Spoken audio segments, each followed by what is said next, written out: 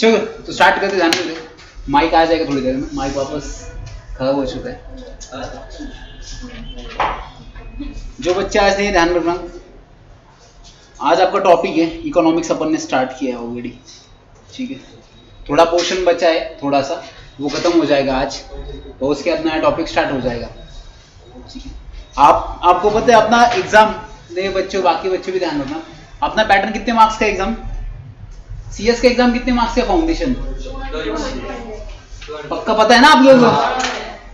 200। Exam में जाके मत चेक करना, 200। पासिंग परसेंटेज कितना है? 150। मतलब कितना परसेंटेज आपको चाहिए? 50% आपको चाहिए, हाँ या ना? अगर इंडिविजुअल सब्जेक्ट की बात करूं मैं, आपके पास 4 सब्जेक्ट है टोटल। एक है आपका इको, दूसरा आपका करंट अफेयर्स, तीसरा logical reasoning and business, logical reasoning and legal aptitude, ऐसा एक सब्जेक्ट है, ठीक है। और एक सब्जेक्ट कौन सा है फिर? Business communication, BC. तो आपके टोटल 4 सब्जेक्ट है। 25। तो आपको एक सब्जेक्ट कितने मार्क्स का है? 50। आपको इंडिविजुअल अगर पास होना है तो कितने मार्क्स चाहिए? 20 मतलब कितने परसेंटेज? 50 का 20 कितना परसेंटेज हुआ? आज ही बताओ। 40%। पक्का? अच्छा, वो आपको मैथ्स ज्यादा नहीं है फाउंडेशन में। हाँ अप्रोक्स भाई। तो कितने मार्क्स का अपना टोटल? 20 मार्क्स आपको चाहिए। इससे ज्यादा आप ला सकते हो, कोई दिक्कत नहीं, कोई रिस्ट्रिक्शन नहीं है, बट इससे कम नहीं चलेगा, ध्यान रखना। अगर आप एग्जाम में 60% मार्क्स लाते हो, कितने परसेंट? 60%। मतलब अगर 50 का 60% कितना हुआ? आप बचपन में पढ़े थे कि ऐसा 50 को 60% निकालना, डिवाइड बाय 100, ये 0 गया, ये 0 गया, ये गया, 5 into 6 into 30। ऐसा बचपन में पढ़ा होगा ना आपने गलती से कभी तो आपको अगर 30 मार्क्स आ जाते तो आपको ये सब्जेक्ट देने की जरूरत नहीं है। भले आपको इसमें शायद 90 भी आ गए, एक सब्जेक्ट में 19 मार्क्स, तो भी कोई दिक्कत नहीं है। जो जिसमें आपको 60% आएंगे वो आपको एग्जम्पशन है, वो आपको वापस देने की जरूरत नहीं है। हाँ, जिसमें आप फेल हो जाते हैं वही आपको वापस देना है, बट अपन ये सोचेंगे नहीं, फेल होना इम्पॉसिबल है, अपने को पास ही होना है, ज्यादा से ज्यादा मार्क्स लाने हैं, ठीक है। तो आपको ये बताना जरूरी था, नहीं तो आप पढ़ोगे एग्जाम दोगे, फिर आपको पता ही नहीं कितने मार्क्स की पासिंग है। भैया आपका कितना मंथ का ड्यूरेशन है? सिर्फ कितने मंथ्स है? 3 to 4 मंथ्स का ड्यूरेशन है। मेरे हाथ के ऊपर कभी मत जाना, मैं एनालाइज करता हूँ कि आपका आंसर क्या है, मेरा आंसर होता है करेक्ट, आप भी बताते जाओ, ठीक है। इसके बाद आपका क्या आएगा? सीएस एग्जीक्यूटिव, और उसके बाद सीएस फाइनल, ठीक है। अब सिलेबस चेंज हो चुका है पहले से, पहले आपका सिलेबस बहुत अलग था, अभी चेंज हो चुका है। अब सीएस में आपके कम से कम 8 से 9 सब्जेक्ट है, रिटर्न सब्जेक्ट होंगे। अभी आपको कौन सा पैटर्न है? ऑब्जेक्टिव पैटर्न है। और फाइनल में भी ऐसा पैटर्न आ चुका है कि आपको बुक लेके जाना है, ओपन बुक एग्जाम कहते हैं, तो उसमें से 2 या 3 सब्जेक्ट आपको ओपन बुक है, मतलब आप नोट्स बुक सब लेके जा सकते हैं एग्जाम में, आप बट रख सकते हो पूरा, आपको क्वेश्चन पेपर दिया जाएगा, आपको उसमें से आंसर से लिखना है। आपको लगता है बहुत ईजी है, but it is very difficult to score in this subject, because question उसमें 50 मार्क का एक क्वेश्चन है, केस लॉस, और वो केस लॉस होती है 6-7 चैप्टर के मिला के केस लॉस होती है। तो आपको ऐसा नहीं आएगा कि हाँ क्वेश्चन नंबर इमीडिएट पेपर पे क्वेश्चन नंबर नोट्स में वैसे ही है सेम, वैसा नहीं होता। वहां पे आपको ढूंढना पड़ता है, ढूंढने के लिए टाइम चला जाता है, तो बच्चे उसमें ही फेल हो जाते हैं। इसलिए वहां पे 2 या 3 आपके जो सब्जेक्ट है वो ओपन बुक एग्जाम है, बच्चे इतने नोट्स लेके जाते हैं, इतने बुक लेके जाते हैं, इसकी नोट्स उसकी नोट्स, मतलब बैठने के लिए जगह कम बट नोट्स इतनी बैठती है उसकी। 2-3 इंसान लगा तो नोट सर्च करने के लिए इतना टाइम लगता है, बट नहीं, एक ही नोट्स लेके गया तो सफिशिएंट होता है। तो आपको फाइनल में उसके बाद आपको आर्टिकलशिप पहले 1 साल की थी ओल्ड सिलेबस में जब हमने किया था, अब आपको 2 साल, क्योंकि 1 साल में नहीं समझता बच्चों का अभी क्या काम करना, इसलिए उन्होंने कितना किया है? 2 साल किया। अब इनिशियल आपको पेमेंट जब सीएस बनोगे, जो खुशी आपको मिलेगी जब इतना मेहनत करने के बाद, आपको स्टार्टिंग पेमेंट पुणे में या मुंबई जैसी सिटी में स्टार्टिंग आपको एज कम्पेयर टू बीकॉम 30,000 मिलेगा मिनिमम। हाँ, कहीं पे भी ज्वाइन करोगे आप सीएस, कहीं पे भी आपको 30,000 इनिशियल मिलेगा। अब गवर्नमेंट में ट्राई करते हो, गवर्नमेंट कंपनीज में एज अ फ्रेशर, तो आपको 40,000 to 50,000 इनिशियल मिल जाएगा, कोई दिक्कत नहीं है, आपका हार्डवर्क डिटरमाइन करता है। चलो, और आप लोग स्टार्ट करने से पहले लोग आपको बोलेंगे it is very difficult course, बहुत डिफिकल्ट होता है पासिंग, ऐसा कुछ नहीं है। I got 40% in 12th, still I cleared CS, ऐसा कुछ नहीं है, सिर्फ मेहनत करो। मुझे 40% थे, सिर्फ मैंने सीएस और एमबीए दोनों साथ में किया है एट द सेम टाइम, उसके बाद लॉ भी कंप्लीट किया है, तो कोई दिक्कत नहीं है, हो जाता है, सिर्फ बिलीव है। चलो, तो लास्ट टाइम अपन ने पढ़ा था, कुछ याद है? और घर जाने का पढ़ते रहा एक बार। कौन सा? देखो बहुत इंटरेस्ट है उसमें, इंट्रोडक्शन में मेरे। हाँ, मेरा नाम भूल गया मैं बताने, सुनने का भाई, सुनते हो बहुत चाहते। मेरा नाम अक्षय है, सरनेम छोड़ दो, ठीक है?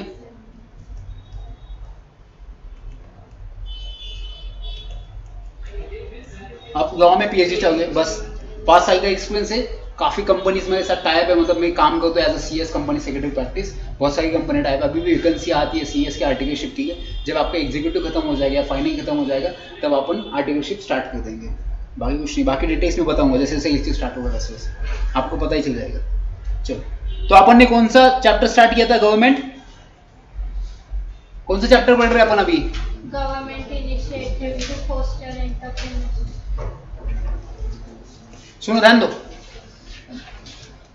सब लोग, ध्यान दो। मुझे एक बात बताओ, मैंने लास्ट टाइम भी पूछा था आपको, अपन बिजनेस स्टार्ट करने से या कहीं पे जॉब करने से एम्प्लॉयमेंट कहाँ पे बढ़ेगी? बिजनेस स्टार्ट करने से। बिजनेस स्टार्ट करने से क्या होता है? एम्प्लॉयमेंट बढ़ती है। तो इंडिया में देखा जाए तो बिजनेस बहुत स्टार्ट करना बहुत डिफिकल्ट है, तो गवर्नमेंट ने बहुत सारी स्कीम्स लाई जैसे अपन ने पढ़ी। तो उसमें सबसे पहले एक स्कीम है, वो कौन सी स्कीम है? Make in India. उसके बाद अपन ने पढ़ा था स्टैंड अप इंडिया स्कीम। सुनो, अब जो स्टैंड अप इंडिया मतलब क्या करना है, जिनको खुद का बिजनेस स्टार्ट करना है उनके लिए स्कीम है। अब स्टैंड अप इंडिया स्कीम में से लोन कौन कौन ले सकता है? 3 लोग लोन ले सकते हैं, एससी कैटेगरी वाले, एसटी कैटेगरी वाले, और कितने अमाउंट तक लोन मिलता है यहाँ पे? 10 लाख टू 1 करोड़ मिलता है। आपका प्रोजेक्ट कैसा होना चाहिए? ग्रीनफील्ड होना चाहिए, मतलब एनवायरमेंट रिलेटेड होना चाहिए, है ना? अगर उसमें कंपनी होती है तो उसमें कितने परसेंटेज होल्ड करना चाहिए इन लोगों ने? 51% होल्ड करना चाहिए इन लोगों ने। तो एग्जाम में क्वेश्चन आता है ऐसा, ये अपन पढ़ेंगे। जो नए बच्चे ये ऑलरेडी हो चुका है, आपको जब नेक्स्ट लेक्चर स्टार्ट होगा तब आपको ये वापस पढ़ाया जाएगा, कोई दिक्कत नहीं, आज जस्ट फोकस करो, ठीक है? ये एग्जाम में अपन ने पढ़ा। चलो, उसके बाद अपन ने ट्रेनिंग पढ़ी थी, तो आपको दिखा था वीडियो उस टाइम पे, उसमें अपन ने देखा कि ट्रेनिंग कैसे चलती है, वहां पे कैसे उनको ट्रेनिंग दी जाती है। स्किल इंडिया भी पढ़ा अपन ने। तो आज अपन स्टार्ट करते हैं इन्वेस्टमेंट इन फिजिकल इंफ्रास्ट्रक्चर। ये पढ़ने की जरूरत नहीं है। सबसे पहले इस टॉपिक पे आ जाओ, पेज नंबर 62। बॉटलनेक्स मतलब प्रॉब्लम्स। बॉटलनेक्स का मीनिंग है प्रॉब्लम्स। जब जब मैं बताऊंगा तब तब लिखते जाना आपके नोट्स में। अगर नोट्स नहीं होंगे तो आज आपको मिल जाएंगे नोट्स, और नोटबुक लेके आना। कभी भी डायग्राम निकालूंगा, कभी कुछ भी निकालूंगा, तो आपके लिए अच्छा रहेगा नेक्स्ट टाइम, ठीक है? अब ध्यान दो, सुनो इधर। मुझे एक बात बताओ, जब अपन खुद का बिजनेस स्टार्ट करते हैं, क्या करते हैं अपन? खुद का बिजनेस स्टार्ट करते हैं। तो बिजनेस के लिए सबसे पहले आपके पास क्या होना चाहिए? क्या होना चाहिए? कैपिटल होना चाहिए। कैपिटल अपन कहां से ले सकते हैं? आपके पास क्या ऑप्शंस है? ठीक है, सबसे पहले आपके पास क्या ऑप्शंस है? शेयर्स और बॉन्ड्स, डिबेंचर्स, और बस इतना ही है? लोन। और बस खत्म। आपने प्रेफरेंस शेयर्स नहीं सुना क्या? अरे हाँ, तो प्रेफरेंस शेयर्स, इक्विटी शेयर्स, ठीक है? यहां से अपन क्या ले सकते हैं? पैसा ले सकते हैं। अब मुझे एक बात बताओ, इसमें से सबसे बेनिफिशियल कौन सा है कंपनी के लिए? बेनिफिशियल सबसे कौन सा है? कौन से शेयर्स? क्यों इक्विटी शेयर्स क्यों बेनिफिशियल? इक्विटी शेयर्स आणि त्याचा मीनिंग तर बोला आधी। आपको इक्विटी शेयर्स नहीं पता क्या? प्रेफरेंस शेयर्स नहीं पता आप लोगों को? बट ठीक है, जिनको नहीं पता देख लो। देखो, अब मुझे बिजनेस स्टार्ट करना है, अगर पढ़ा भी होगा तो देख लो एक बार। मुझे बिजनेस स्टार्ट करना है, बिजनेस स्टार्ट करने के मेरे पास कैपिटल चाहिए। अब फॉर एग्जांपल में वड़ा पाव का बिजनेस है, ध्यान रखना, मुझे पैसा चाहिए कितना? 1 लाख। नहीं, थोड़ा कम ले तो आपको कैलकुलेशन में दिक्कत होगी वापस। मेरा कैपिटल है 1000, कितना है? जितनी बड़ी अमाउंट उसकी कैलकुलेशन बड़ा हो जाता है तो मेरे को दिक्कत आ जाती है आपसे। 1000 मेरा कैपिटल मुझे चाहिए बिजनेस स्टार्ट करने के लिए। अब मेरे पास क्या होता है? एक पीस ऑफ पेपर होता है, पीस ऑफ पेपर होता है, इसे क्या कहते हैं? पीस ऑफ पेपर कहते हैं। इसमें ऐसा लिखा होता है 10 रुपए का शेयर है। कितने? 10 रुपए का एक शेयर है। कितने रुपए का शेयर है? 10 रुपए का शेयर है। ऐसे में कितने शेयर्स इशू करूंगा? 100। पहले कैलकुलेशन कर लिया, तो मैं कितना शेयर्स इशू कर दूंगा ऐसे? 100 शेयर्स। तो मेरी अमाउंट कितनी हो जाएगी? 1000। तो मैं अगर 100 रुपए शेयर्स इशू कर दूंगा तो आप मेरे बिजनेस में क्या कर रहे हो? शेयर कर रहे हो। कैपिटल क्या कर रहे हो? शेयर्स कर रहे हो। तो इसे अपन क्या कहते हैं? शेयर्स कहते हैं। और जो शेयर होल्ड करता है उसे क्या कहते हैं? शेयर होल्डर कहते हैं। और इसमें टाइप्स आते हैं मैडम, एक आता है इक्विटी शेयर्स, दूसरा आता है प्रेफरेंस शेयर्स। आपके घर में कोई बहुत अच्छा होगा ना, मतलब बहुत अच्छा in the sense mummy papa का बहुत एकदम प्यारा होता है ना कोई, कि जिसको अपन सबसे पहले कुछ भी लाते चीज एकदम घर में देते हैं सबसे पहले, तो वो प्रेफरेंस शेयर होल्डर होता है, जिसके नाम में क्या लिखा है? Preference share holder. अगर कंपनी को प्रॉफिट हो जाता है तो सबसे पहले डिविडेंड किसको दिया जाता है? प्रेफरेंस शेयर होल्डर को। सबसे लास्ट में किसको दिया जाता है? इक्विटी शेयर होल्डर को दिया जाता है। दोनों सेम है, बट यहाँ पे पैसे आपको रीपे करने पड़ते हैं। प्रेफरेंस शेयर्स को पैसे वापस रीपे करने पड़ते हैं। इक्विटी शेयर्स कंपनी के कौन होते हैं? पक्का ओनर्स होते हैं। हाँ। इनको पैसा देना पड़ता है वापस, हाँ या ना? ना रीपे करना पड़ता है क्या? अगर ये मैंने 10 रुपए का पेपर आपसे लिया तो मुझे पैसा वापस देना पड़ेगा क्या? नहीं। तो ये कौन होते हैं कंपनी के? ओनर्स होते हैं कंपनी। और ओनर्स को प्रॉफिट हुआ तो मिलता है प्रॉफिट, डिविडेंड। लॉस हुआ तो नहीं मिलेगा। बट अगर लॉस हुआ तो बाकी नहीं को पैसा देना पड़ेगा। बॉन्ड्स, डिबेंचर्स होल्डर, लोन, इनको इंटरेस्ट आपको पे करना ही पड़ेगा, भले आपका लॉस हो या प्रॉफिट हो, इनको पैसा देना पड़ेगा आपको। इक्विटी शेयर होल्डर को नहीं दिया तो भी चलेगा, क्योंकि equity share holder is the owner of the company. तो इसको क्या बोलते हैं मैडम, समझा? इक्विटी शेयर होल्डर किसको कहते हैं? जो कंपनी में शेयर करता है कैपिटल, जिसको डिविडेंड मिलता है। आपके दिमाग में ये क्वेश्चन नहीं आता क्या? फिर आप, मैंने तो शेयर परचेस कर लिया, फिर अब मेरे को बेचने हैं, मुझे चाहिए मेरे को पैसा वापस, तो आप बेच सकते हो क्या शेयर्स? किसी और को आप बेच सकते हैं, कोई दिक्कत नहीं है। तो आपको पता है शेयर मार्केट पता है आपको? अभी जोमेटो को आईपीओ आया था, न्यूज़पेपर पढ़ते हो क्या? क्या क्वेश्चन पूछा मैंने? न्यूज़पेपर आता है अपने घर पे, ऐसा पढ़ा रहता कहीं तो भी, तो वहां पे देख लो, बहुत अच्छा आता है। अभी इसका आया था, जोमेटो को आईपीओ आया था, उसको कैपिटल चाहिए था। जोमेटो अभी लॉस में, जोमेटो अभी लॉस मेकिंग कंपनी, उसको पैसा चाहिए था, तो उसने क्या किया ना, आईपीओ लाया। उसमें एक शेयर्स की प्राइस एग्जांपल समझो 100 रुपीज थी, कितनी? 100 रुपीज। अब उसकी प्राइस पता है कितनी बढ़ गई? 76% बढ़ गई। मतलब उसकी प्राइस कितनी हो गई? 176। मतलब जब मैंने स्टार्टिंग में पेपर लिया था जोमेटो से 100 रुपीज में लिया था, अब जब मैं बेचूंगा तब कितने में जाएगा ये? 176 में। तो मेरे को प्रॉफिट कितना हुआ? 76 रुपीज पर शेयर। ऐसे लोग कितने शेयर्स लेते पता है? 1000 लाख शेयर्स परचेस करते हैं, तो उनका प्रॉफिट अगर कैलकुलेट किया जाए तो लाखों में हो जाता है। आपको इसके ऊपर पूरा 100 मार्क्स का चैप्टर है एग्जीक्यूटिव में, शेयर मार्केट के ऊपर, तो आपको समझ जाएगा। बच्चों तभी से ट्रेडिंग करना स्टार्ट कर देते हैं। अगर आप ट्रेडिंग करना चाहते हो तो कर सकते हो, बट लिमिटेड अमाउंट में। एक ये ऐसा क्या बोलते हैं उसको, लॉटरी टाइप होता है, एक बार नशा लग गया इसका तो इंसान उसमें से भाग नहीं आता वापस। चलो, तो इक्विटी शेयर होल्डर कौन कौन होते हैं? Preference share holder, debentures holder होते हैं, लोन ले सकते हैं अपन किसी और से। अब मुझे एक बात बताओ, जब अपन लोन लेते हैं किसी और के पास से, तो अपने को क्या पे करना पड़ता है? इंटरेस्ट पे करना पड़ता है। तो गवर्नमेंट ने क्या किया ना, आपको पैसा चाहिए बिजनेस स्टार्ट करने के लिए, तो गवर्नमेंट बोला आपके पास पैसा कहां से आएगा? तो हम क्या करेंगे, आपको क्या प्रोवाइड करेंगे? लोन प्रोवाइड करेंगे। आपको कौन देगा? ये गवर्नमेंट प्रोवाइड करेगा।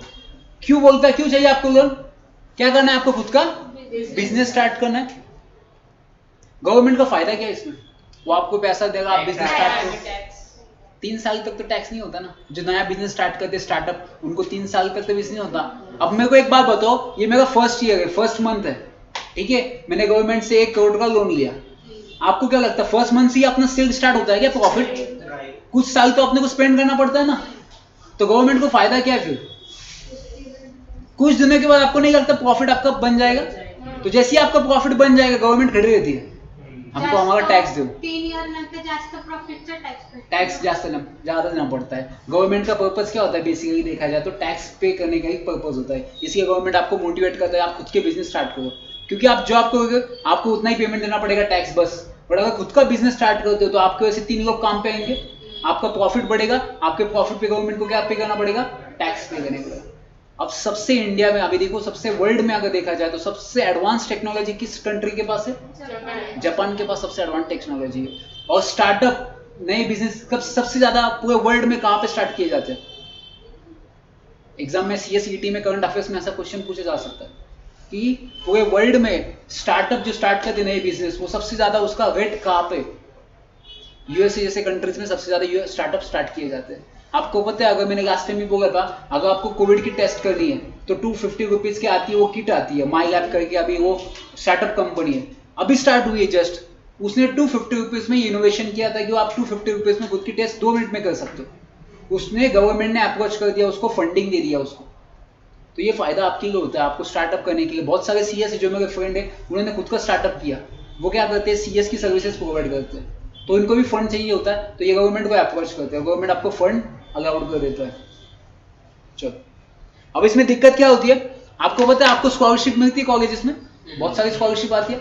तो पहले जमाने में क्या होता था ना, पहले स्कॉलरशिप आपको कैश में मिलती थी या आपके अकाउंट, अभी क्या है, सीधा अकाउंट पे ट्रांसफर होती है, उसे डीबीटी कहते हैं, डायरेक्ट बेनिफिट ट्रांसफर। उसके लिए एक पोर्टल भी आता है, महाराष्ट्र सरकार का एक पोर्टल आता है, उसमें आपको स्कॉलरशिप मिल जाती है। अब मुझे एक बात बताओ, ऑनलाइन करने से बेनिफिट क्या हुआ है, स्कॉलरशिप ऑनलाइन आने से बेनिफिट क्या हुआ है आपको, आपकी जो स्कॉलरशिप आती थी वो ऑनलाइन हो चुकी है, इससे बेनिफिट क्या हुआ आपको? नहीं लगता इसमें जो पहले करप्शन होता था वो कम हो गया? पहले ऐसा होता था कि कॉलेज में अगर स्कॉलरशिप आती पैसा, तो उसमें से कम होकर आपके हाथ में पैसा आता था पहले, बट आप अभी बेनिफिट जो होता है सीधा आपके अकाउंट पे चले जाता है, ये आपके लिए क्या है, बेनिफिट है। तो अभी भी बहुत सारी दिक्कतें जो स्टार्टअप इंडिया में आती है, तो वो कौन सी दिक्कतें, कौन सी प्रॉब्लम है, तो वहाँ पे डिस्कस की, एग्जाम में क्वेश्चन नहीं आएगा, जैसे एक बार देख लो। तो सबसे पहले क्या है, इनएफिशिएंट टाइम मैनेजमेंट। अब टाइम मैनेजमेंट करना सबसे इंपॉर्टेंट है। आपको पता है कुछ बच्चे ग्रेजुएशन पास होने के बाद उनको स्कॉलरशिप आती है, ऐसा भी हो जाता है कि फर्स्ट ईयर खत्म हुआ, सेकंड ईयर में गए, तब तक फर्स्ट ईयर की स्कॉलरशिप नहीं आती। ये किसकी वजह से होता है? Because of time management. Time management यहाँ पे सबसे इंपॉर्टेंट है। अगर आप टाइम मैनेजमेंट अच्छे से कर पाते हो तो भी आपकी स्कॉलरशिप क्या आएगी, विद इन टाइम आ जाएगी। ये डिटेल में पढ़ने की जरूरत नहीं है, एग्जाम में इसके ऊपर क्वेश्चन नहीं आता। क्वेश्चन किसके ऊपर आते हैं सीएस में, याद रखना, स्टैटिक पार्ट में आते हैं। जैसे अपन ने पढ़ा स्टैंड अप इंडिया, वो किसके लिए एप्लीकेबल है, एससी एसटी वुमेन के लिए एप्लीकेबल है। लोन कितने का है, 1 से लेके 10 करोड़ तक, तो क्वेश्चन उसके ऊपर आता है कि इसका अमाउंट क्या है, इसके लिए कौन कौन एप्लीकेबल है, इसके लिए एलिजिबल पर्सन कौन है, तो इसके ऊपर क्वेश्चन आता है। ये बेसिक जो थ्योरेटिकल कंसेप्ट होती है ना, इसके ऊपर क्वेश्चन नहीं आता। नेक्स्ट क्या है, स्टार्टअप करने के लिए सबसे इंपॉर्टेंट क्या है, लैक ऑफ मनी। मनी सबसे पहले स्टार्टिंग में आपके हाथ में नहीं होता है, इसलिए तो अपने को बिजनेस स्टार्ट करने में बहुत सारी दिक्कतें आती है, इसलिए अपन बिजनेस जल्दी स्टार्ट नहीं कर पाते। नेक्स्ट क्या है, too much noise. Too much noise मतलब, टू मच नॉइज मतलब आपको गर्व, एसी चालू है क्या? गर्व नहीं होएगा आप लोगों को? मैं हो गया, क्या पढ़ा अपन ने, टू मच नॉइज। अब मुझे एक बात बताओ, आपको लगता है मीडिया का इंपैक्ट होता है न्यूज बिजनेस पे? मीडिया का इंपैक्ट होता है क्या? अब अभी आपकी एडवर्टाइजमेंट कहाँ पे करते हो बिजनेस की? सोशल मीडिया पे करते हो क्या? बहुत सारे बिजनेस अभी कहाँ पे? तो कभी कभी ऐसा नहीं होता है कि कभी कभी फ्रॉड हो जाता है? ऐसा होता है कभी कभी, आपने सुना है बहुत सारे न्यूज में कि फ्रॉड होता है। अब मेरा एक फ्रेंड था, उसने कुछ ऑनलाइन मंगवाया था। ऑनलाइन मंगवाने आपको होता है पहले पैसा पे करना पड़ता है, उसके बाद आपके पास प्रोडक्ट आता है। तो इसमें अगर फ्रॉड हो जाता है तो कभी कभी फोन नंबर भी नहीं लगते उनके, तो इससे क्या होता है पता है, स्टार्टअप के लिए बहुत दिक्कतें आती है। अब मेरा स्टार्टअप है, मैं अगर फंडिंग के लिए अप्रोच करूँ तो पैसा नहीं देंगे आपको जनरली। अगर विजय माल्या जैसा इंसान जाता है तो उसको पहले पैसे देंगे, क्योंकि वो किंग फिशर का, क्योंकि जहाँ पे फायदा वहीं पे कायदा, ऐसे बोलते हैं। तो इसी किंग फिशर जब विजय माल्या लोन के लिए गया तो उसको इमीडिएटली दे दिया पैसा। बट अपन जैसे जाएंगे बैंक में तो आपको पूछेंगे भी नहीं अपना लोन कितना होता है, 1 लाख 5 लाख, अपने को पूछेंगे भी नहीं। हाँ, विजय माल्या अगर जाएगा 500 करोड़ हो, 1000 करोड़ हो, 1000 करोड़, उसको इमीडिएटली लोन मिलता है। क्यों ऐसा? ऐसा क्यों अपने इंडिया में कि अपने को एकदम लेट ऐसा बहुत लोन नहीं मिलता, बहुत अपने को फॉर्मेलिटीज करनी पड़ती है। हाँ, बट ऐसे बड़े बड़े लोग हो तो इमीडिएटली देना पड़ता है। ऐसा क्यों है इंडिया में? आपको क्या लगता है किस बेसिस पे ये डिफरेंशिएट होता है कि अपन कॉमन है तो अपने को बहुत फॉर्मेलिटीज है, विजय माल्या है तो उसको इमीडिएटली लोन मिल जाएगा। किंग फिशर का मत बोले यहाँ पे। हाँ, तो बाकी जो कॉमन लोग होते हैं उनके पास प्रॉपर्टी नहीं होती क्या? अब मैं फॉर एग्जाम्पल मैं रास्ते पे थोड़ी, मतलब अभी मैं जा रहा हूँ लोन के लिए, मेरे पास कुछ तो प्रॉपर्टी होगी ना, तभी तो मैं लोन के लिए जाऊंगा ना। लोन किसको मिलता है? जिसके पास प्रॉपर्टीज होती है। विजय माल्या के पास भी प्रॉपर्टीज है, बट देखो उसने क्या किया, वो तो बात अलग है। आपको नहीं लगता प्रेस्टीज होना चाहिए, वैल्यू होनी चाहिए मार्केट में? विजय मार्केट को लोन मिला किसकी वजह से? प्रेस्टीज की वजह से। तो जब स्टार्टअप आप करते हैं कोई भी बिजनेस, तो सबसे इंपॉर्टेंट क्या होता है? प्रेस्टीज होता है, गुडविल होता है। आप सिर्फ रिलायंस कंपनी पता है आप लोगों को, मुकेश अंबानी की, जियो का नेट उसने फ्री दिया था सबको, अब याद है? तो रिलायंस कंपनी का शेयर मार्केट में क्यों अच्छा है सबसे? क्योंकि उसकी वैल्यू उतनी है। अगर मुकेश अंबानी की रिलायंस कंपनी अगर अपन बेच देना, मतलब पूरा मुंबई उस पर चल जाता है, इतना उसका वैल्यू। उसके शेयर्स होल्डर देखे कितने हैं? अपन ने अभी शेयर्स कितनी बात की? सिर्फ 100 शेयर्स की बात की। उसके अगर शेयर्स काउंट करने तो उसके 1000 करोड़ शेयर्स है, 1000 करोड़। उसका अगर आपको 1% भी लेना ना शेयर्स, 1%, तो आपको कम से कम करोड़ रुपए लगेंगे उसके लिए। तो इतनी शेयर्स होल्डर है वो। मार्केट में क्या है उसकी? प्रेस्टीज है। अच्छा, प्रेस्टीज बनाने के लिए बहुत दिक्कत होती है यहाँ पे। आप इजीली नाम नहीं कमा सकते हो मार्केट में, बहुत सारी दिक्कतें आ सकती है। चलो, इस सैटरडे आपकी टेस्ट है और टॉपिक मैं बताऊंगा। लॉ के ऊपर टेस्ट हो चुकी ना इस सैटरडे को? हाँ, नेक्स्ट पेज नंबर क्या था? 62। ये वापस चला गया।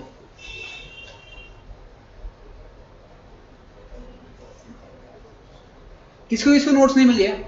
हाथों पर कोई बात? 1 2 3 4 5 6 62 क्या पेज? चलो, ये पढ़ने की जरूरत नहीं है।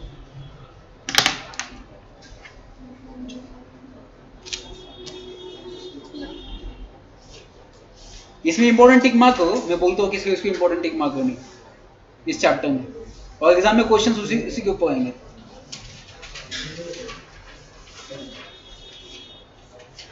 ओपन किया? सबसे पहले इंपॉर्टेंट टिक मार्क करना, ये जो वाला सेक्शन स्टैंड अप इंडिया तो इंपॉर्टेंट है, बट उसमें जो लिखा है ना एलिजिबिलिटी, उसको इंपॉर्टेंट टिक मार्क करना। इसके ऊपर एक क्वेश्चन आता ही आता है। आपका एज कितना होना चाहिए लोन के लिए? 18 कम हुआ तो चलेगा? उसको इंपॉर्टेंट टिक मार्क करना। इसके ऊपर एक क्वेश्चन आता ही आता है। अभी पता ना मैंने इसके ऊपर एलिजिबिलिटी के ऊपर, स्टैंड अप इंडिया की एलिजिबिलिटी क्या है। उसके बाद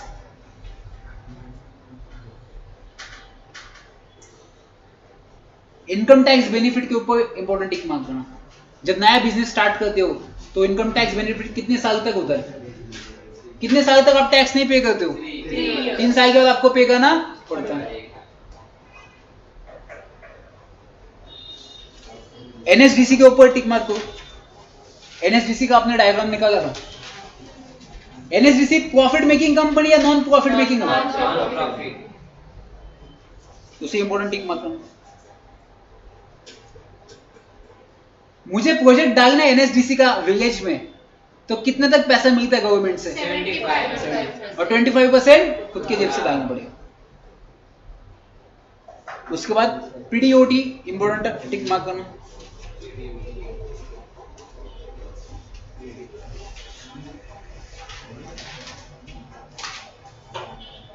क्या इंपॉर्टेंट टिक मार्क? आपके इंडेक्स में देखो पेज नंबर कितना, मुझे एक बार बताओ इसका। इंस्टीट्यूशन का एक चैप्टर है। नहीं मिल गया मुझे, मिल गया, मत देखो।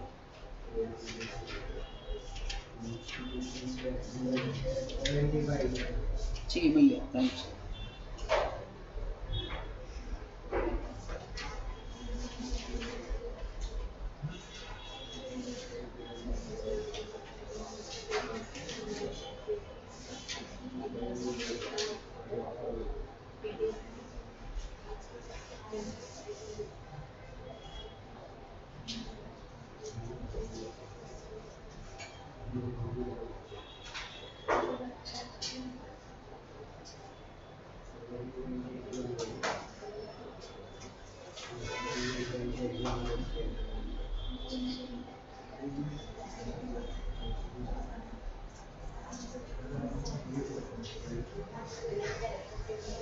चलो अभी नया चैप्टर स्टार्ट कर दे। ध्यान दो इधर, पेज नंबर, ओए ध्यान दो इधर। न्यू चैप्टर है की गवर्नमेंट इंस्टीट्यूशन। की गवर्नमेंट इंस्टीट्यूशन, उसमें से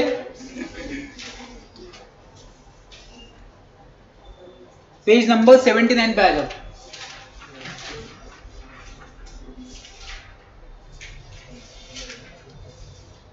वहां पे ये लिखा है क्या, सीबी?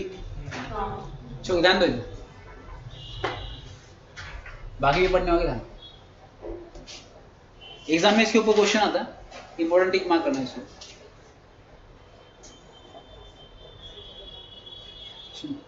ध्यान दो, आपको पता है शेयर्स, आपने नाम सुना है सबसे पहले।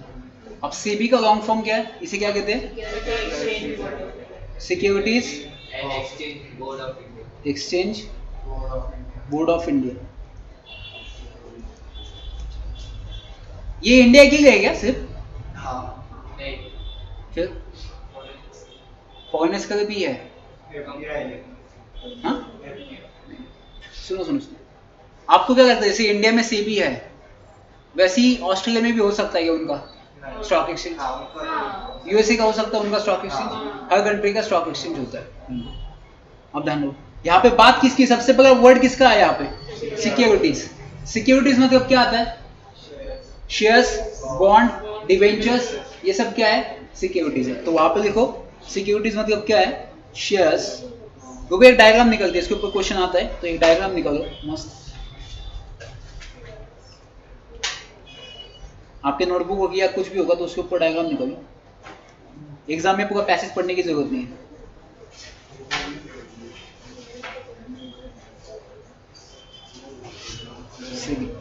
Security exchange board of India, ऐसा डायग्राम निकालो।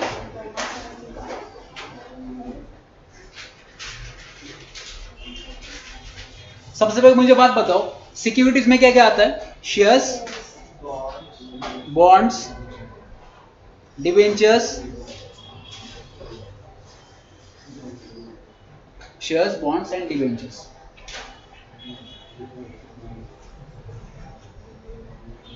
सुन दो, जब मैं बात करूंगा कैपिटल मार्केट, बिजनेस के लिए क्या चाहिए? कैपिटल मार्केट को रेगुलेट कौन करता है? कल से ना मैं यहां पे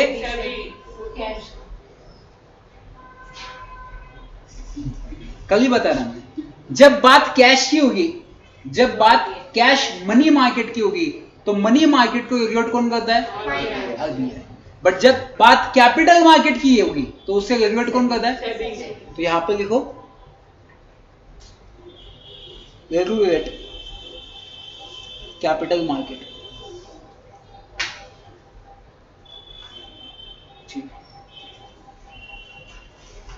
एग्जाम में बच्चे कंफ्यूज हो जाते हैं कि सेबी किसको रेगुलेट करता है, कैपिटल मार्केट को या मनी मार्केट को? ध्यान रखना, मनी मार्केट आरबीआई के पास है। मनी मार्केट किसके पास है?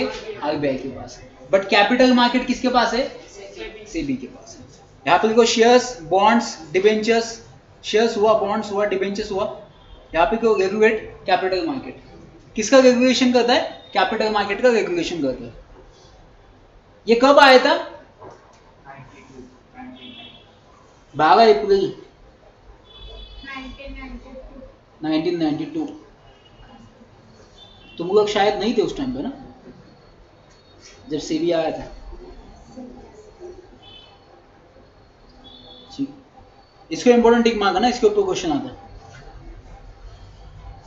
एग्जाम में क्वेश्चन पूछेंगे मनी मार्केट रेगुलेट कौन करता है? आरबीआई। एंड कैपिटल मार्केट किसको रेगुलेट करता है?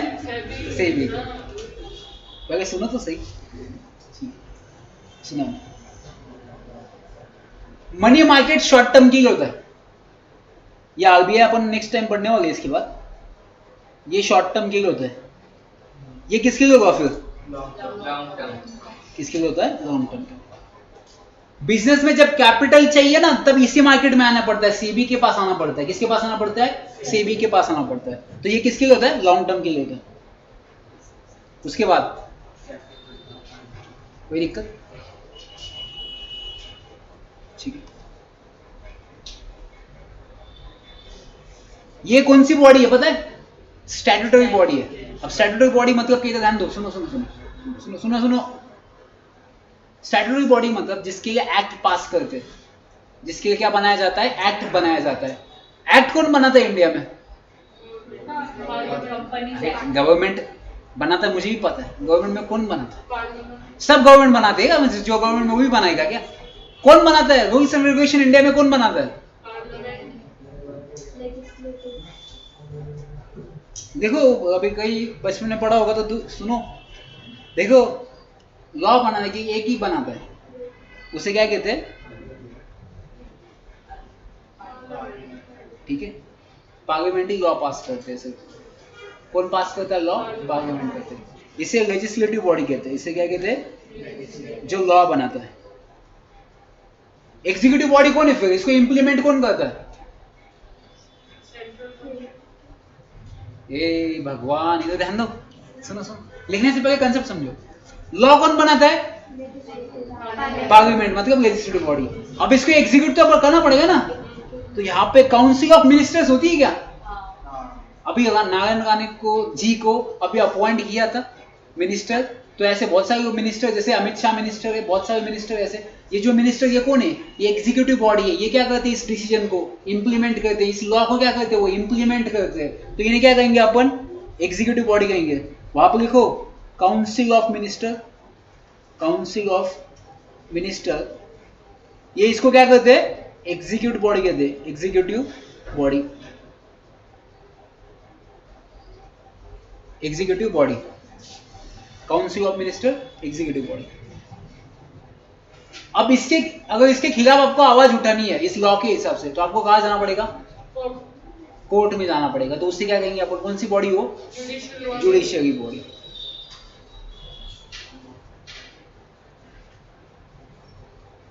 उसे क्या कहेंगे अपन? जैसे सुप्रीम कोर्ट हुआ, हाई कोर्ट हुआ, डिस्ट्रिक्ट कोर्ट हुआ, उसे क्या कहेंगे अपन? जुडिशियरी बॉडी कहेंगे। तो समझा, लॉ पहले कहां पे बनता है? यहां पे बनेगा सबसे पहले लॉ। कहां पे बनेगा? पार्लियामेंट में लॉ बनता है। फिर इसको इंप्लीमेंट कौन करते हैं? Executive, council of minister. और उसमें आपको अगर दिक्कत है, अगर आपको अपोज करना है, तो आपको कहां जाना पड़ेगा? Judiciary body. अभी आपको पता है अभी कौन सा इश्यू चल रहा है? लेटेस्ट आंदोलन चल रहा है, उसके ऊपर फार्मर्स के ऊपर आंदोलन चल रहा है अभी। वो लॉ कहां पे पास हुआ है? सबसे पहले पार्लियामेंट में पास हुआ है। अब उसको एग्जीक्यूट कौन करे? जैसे अमित शाह जैसे एग्जीक्यूटिव मिनिस्टर, ये इंप्लीमेंट करे। अब उसके ऊपर ऑब्जेक्शन है लोगों को, फार्मर्स को उसके ऊपर ऑब्जेक्शन है, तो फार्मर्स कहां पे गए अभी? फिर जुडिशियरी बॉडी के पास गए। तो ऐसी सिस्टम है अपने इंडिया की। लॉ यहाँ पे बनता है, उसको इंप्लीमेंट किया जाता है, उसके खिलाफ अगर आपको ऑब्जेक्शन है तो कोर्ट में चला जाता है। तो आपको एग्जाम में ऐसे पूछ सकते हैं शायद, या कहीं भी जनरल नॉलेज याद रखना, आप ऐसे नहीं पूछ सकते कि पार्लियामेंट, काउंसिल ऑफ मिनिस्टर, नहीं, उसे कहते हैं legislative body. Who can make the laws? That is called legislative body. And who can execute the law? That is called executive body.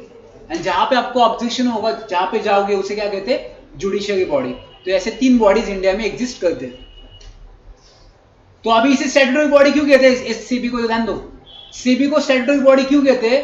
क्योंकि स्टैट्यूटरी मतलब गवर्नमेंट बॉडी। स्टैट्यूटरी का meaning क्या है? Government body. CB बनाने के पहले कहां पे लॉ पास किया? पार्लियामेंट में पास किया। जो लॉज पार्लियामेंट में पास किए जाते उसे कौन सी बॉडी कहते हैं? स्टैट्यूटरी बॉडी कहते हैं। स्टैट्यूटरी का मतलब है गवर्नमेंट बॉडी। इसको छोड़ के बाकी जैसे आपके बहुत सारी बॉडी, जैसे एचडीएफसी बैंक, ये क्या है? प्राइवेट है, इसे अपन स्टैट्यूटरी बॉडी नहीं कह सकते। आपका आरबीआई, उसका भी एक्ट है, आरबीआई एक्ट, उसके क्या कहेंगे अपन? Statutory body. एलआईसी, वो भी क्या है? स्टैट्यूटरी बॉडी है। वो भी किसकी बॉडी है? गवर्नमेंट की बॉडी है। जो भी गवर्नमेंट की बॉडी होगी, जहां पे वो पास किया होगा यहाँ पे, उसे क्या कहेंगे अपन? स्टैट्यूटरी बॉडी कहते हैं। तो यहाँ पे लिखो, उसे क्या कहते हैं अपन? स्टैट्यूटरी बॉडी कहते हैं।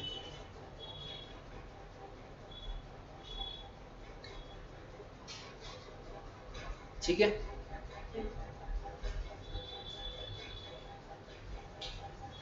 या तो समझो statutory body, non statutory body.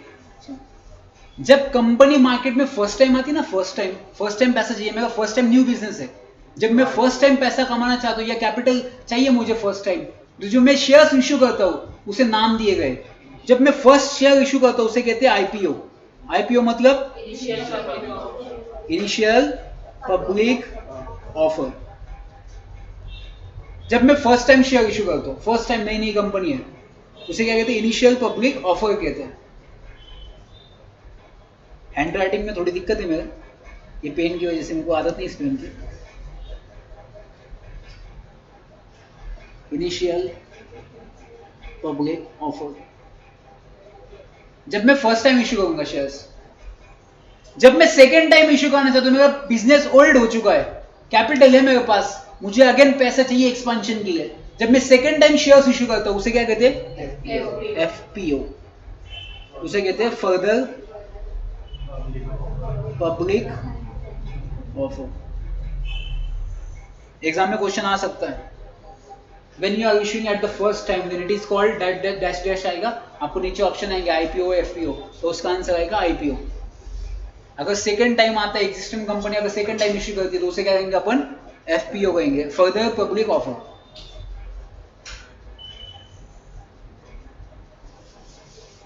ठीक है, चलो। इसका हेडक्वार्टर कहाँ पे? मुंबई में। कहाँ पे? इसका हेडक्वार्टर है मुंबई में।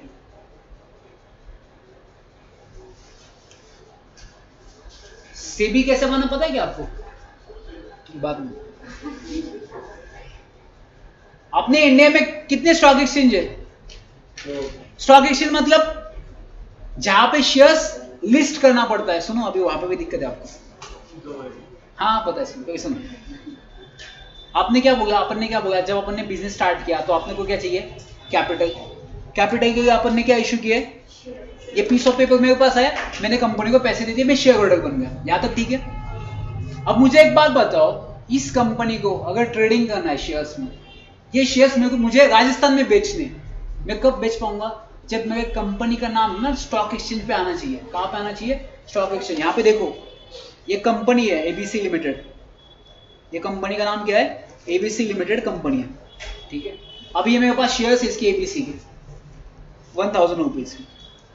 अब मुझे इसको बेचना है, आपको इसके ऊपर ट्रेडिंग करनी है, तो क्या करना पड़ता पता है? मुंबई में एक स्टॉक एक्सचेंज है, उसे क्या कहते हैं? बॉम्बे स्टॉक एक्सचेंज कहते हैं, बीएससी। यहां पे लोग आते हैं शेयर्स परचेस करने के लिए। इसके प्लेटफॉर्म ऑनलाइन प्लेटफॉर्म है, यहाँ पे अगर आप जाओगे तो यहाँ पे आपको शेयर्स मिलते हैं सब कंपनी के। तो यहाँ पे अगर आपका नाम डालना है इस स्टॉक एक्सचेंज में, तो इस कंपनी को यहाँ पे एप्लीकेशन देना पड़ता है बीएससी के पास कि हमारे शेयर्स आपके ऊपर लिस्ट कर दो, हमें ट्रेडिंग करना है। वो फुकट में लेंगे क्या? पैसा देना पड़ता है, बहुत सारा पैसा देना पड़ता है। जब आप बीएससी को पैसा दोगे, जब वो एक्सेप्ट कर लेगा, फिर आपका इस लिस्ट में नाम आ जाएगा एबीसी लिमिटेड। अब जो राजस्थान में बैठा है, फिर ऑनलाइन इस प्लेटफॉर्म पे अपने शेयर्स परचेस कर सकता है। तो बॉम्बे स्टॉक एक्सचेंज क्या एक मिडिल मैन है जो आपके शेयर्स लिस्ट करता है पब्लिक में। कहीं भी राजस्थान हो, कहीं से भी, दिल्ली हो, हरियाणा हो, कहीं से भी वो शेयर्स परचेस कर सकता है। तभी परचेस करेगा जब आपका नाम यहाँ पे आना चाहिए। तो अपने इंडिया में ऐसे दो स्टॉक एक्सचेंज है, एक है आपका बॉम्बे स्टॉक एक्सचेंज, उसे बीएससी कहते, और दूसरा है नेशनल स्टॉक एक्सचेंज, एनएससी कहते हैं। सिर्फ आपको बॉम्बे में ट्रेडिंग करना है, बॉम्बे में, तो कौन सी स्टॉक एक्सचेंज है? बॉम्बे। आपको हरियाणा, पंजाब, यहाँ पे जाना है, पूरा ट्रेडिंग करना है पूरे इंडिया में, तो उसे कौन सा स्टॉक एक्सचेंज कहते हैं? नेशनल स्टॉक एक्सचेंज कहते हैं।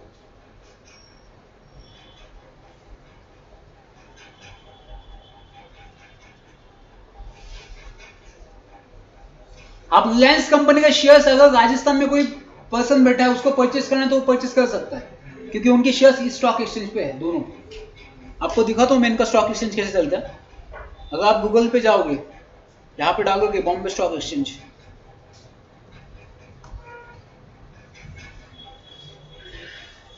अगर आप सर्च करते हो बॉम्बे स्टॉक एक्सचेंज, देखो ऐसा एक इनका ऑनलाइन प्लेटफॉर्म है।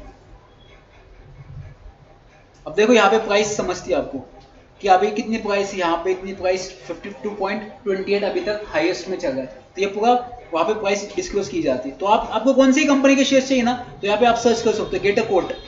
यहाँ पे एंटर करने का मेरे को रिलायंस कंपनी के शेयर्स चाहिए। किसकी चाहिए? Reliance capital limited. देखो उसकी शेयर्स आए, यहाँ पे उसके शेयर्स है, इसमें पूरी डिटेल दी थी। देखो प्राइस क्या है उसकी, क्वांटिटी 7 शेयर्स, प्राइस कितनी है? 16 रुपए का अभी शेयर्स है, 16 रुपीज को। तो अगर आप परचेस करना चाहते हो तो परचेस कर सकते हो, यहाँ पे पूरी प्राइस आती है। सेल करना है तो सेल भी कर सकते हो, तो ऑप्शन आपके साथ। एक प्लेटफॉर्म है ऑनलाइन जहाँ पे आप क्या कर सकते हो, शेयर्स सेल कर सकते हो, परचेस कर सकते हो। आपके पास यहाँ पे अकाउंट ओपन करना पड़ता है, उसे डीमैट अकाउंट कहते हैं। जब आपका डीमैट अकाउंट ओपन हो जाएगा तो आप इसमें पैसे डाल दोगे तो आप इसमें शेयर्स परचेस कर सकते हो, सेल कर सकते हो। ये बॉम्बे स्टॉक एक्सचेंज है। चलो, तो ये शेयर्स मार्केट दो स्टॉक एक्सचेंज, एक Bombay stock exchange and second national stock exchange. Exam में क्वेश्चन आ सकते हैं कितने स्टॉक एक्सचेंज है, तो दो ही याद रखना।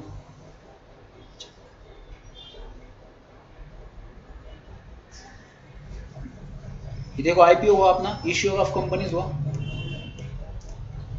उसके बाद हाँ, आपको क्या लगता है आप CS security exchange board of India में जा सकता है ये काम करने के लिए? सीएस जा सकता है क्या security exchange board of India में? हाँ जा सकता है जॉब करने के लिए। अभी लेटेस्ट वैकेंसी आई थी सीएस के लिए, उसका स्टार्टिंग पैकेज था 60,000 टू 1,80,000। अभी फ्रेशर सीएस चाहिए थे उनको। सीएस वहां पे भी जॉब कर सकता है, वहां पे अच्छा पैकेज दिया जाता है। बट सीएस में क्या, जब आप सीएस के आपको डिसएडवांटेज है कि लाइफ टाइम तक, मैं नहीं कहना चाहता पहले दिन आपको डिमोटिवेट नहीं करना चाहता, बट आपके लिए हमेशा एक डिसएडवांटेज रहेगा, आप कभी शेयर्स में ट्रेड नहीं कर सकते। जिस दिन आप कंपनी में ज्वाइन हो, फॉर एग्जाम्पल रिलायंस कंपनी में शेयर कंपनी सेक्रेटरी बन गया ना, तो मैं रिलायंस कंपनी के शेयर परचेस नहीं कर सकता, दूसरे कंपनी के कर सकता है। गलती से अगर आपने फोन करके मेरे दोस्त को बता दिया, सुनना आगे रिलायंस कंपनी को 20 करोड़ प्रॉफिट हुआ है, अभी वो क्या है ना, शेयर उनके नए शेयर्स आने वाले मार्केट में, तू परचेस कर ले, आपको तो जॉब से निकला भी जाएगा, प्लस 3 टाइम पेनल्टीज होती है प्रॉफिट की। अगर आपके दोस्त को अगर 25 लाख का प्रॉफिट हुआ तो उसके 3 टाइम पेनल्टी होती है, मतलब 75 लाख आपको पेनल्टी, क्योंकि आप सबसे कॉन्फिडेंशियल पर्सन हो, आप डायरेक्टर के साथ बैठते हो, आपका डायरेक्टर साथ उठना बैठना रहेगा एज ए सीएस, सब इन्फॉर्मेशन आपके पास रहेगी कंपनी की, इसलिए आप ट्रेडिंग नहीं कर सकते, आपके लिए हमेशा डिसएडवांटेज है। हाँ, पासिंग होने ज्वाइन करने से पहले आप ट्रेडिंग कर सकते हो, कोई दिक्कत नहीं। Once you join the company ना, तो आपके ऊपर रिस्ट्रिक्शंस आ जाती है, आप ट्रेडिंग नहीं कर सकते हो। बहुत सारी कंपनी तब ट्रेडिंग करेगा, सेम कंपनी। बाकी कंपनी का आपको क्या पता ना, बाकी कंपनी का। हाँ, अगर आपका दोस्त बाकी कंपनी में सीएस है, अगर वो इसका इंटरेस्टेड है, उसको जॉब छोड़ना है लाइफ टाइम, तो आपको बताया इन्फॉर्मेशन, तो कोई दिक्कत नहीं, वो आप परचेस कर सकते हैं। बट जिस कंपनी में आप सीएस हो, उस कंपनी के शेयर्स आप परचेस नहीं कर सकते, डिसएडवांटेज है। वो कंपनी के निकलने के बाद अपन कुछ शेयर ले सकते हैं। हाँ, निकलने के बाद आपको थोड़ी इन्फॉर्मेशन पता चलेगी अंदर क्या चल रहा है। पूरी इन्फॉर्मेशन, पूरी डॉक्यूमेंट जो होती है कंपनी की, पूरी डॉक्यूमेंट जो इंपॉर्टेंट डॉक्यूमेंट, वो सीएस के पास ही होती है। सीएस के पास ही उसकी चाबी होती है। आपको पता है ना, कंपनी साइन नहीं कर सकती तो कंपनी का स्टैंप आता है, वो स्टैंप भी सीएस के पास होता है। तो ये पूरी इन्फॉर्मेशन सीएस के पास होती है, इसलिए सीएस ट्रेडिंग नहीं कर सकते। चलो, नेक्स्ट टाइम एग्जाम में क्वेश्चन आएगा, नेक्स्ट टाइम अपन पढ़ते लॉ का, 4 मिनट का ब्रेक आपको 5 मिनट का, उससे अपन लॉ का स्टार्ट करते हैं। तो नेक्स्ट टाइम अगर क्वेश्चन आया एग्जाम में कि सेबी कब आया था, 1992 में आया था। सेबी स्टैट्यूटरी बॉडी या नॉन स्टैट्यूटरी बॉडी है? स्टैट्यूटरी बॉडी है। जब फर्स्ट टाइम शेयर इशू करना है तो उसे क्या कहेंगे? आईपीओ। सेकेंड टाइम इशू करना है तो एफपीओ। इसका हेड ऑफिस कहाँ पे? दो स्टॉक एक्सचेंज है, एक नेशनल स्टॉक एक्सचेंज, एक बॉम्बे स्टॉक एक्सचेंज।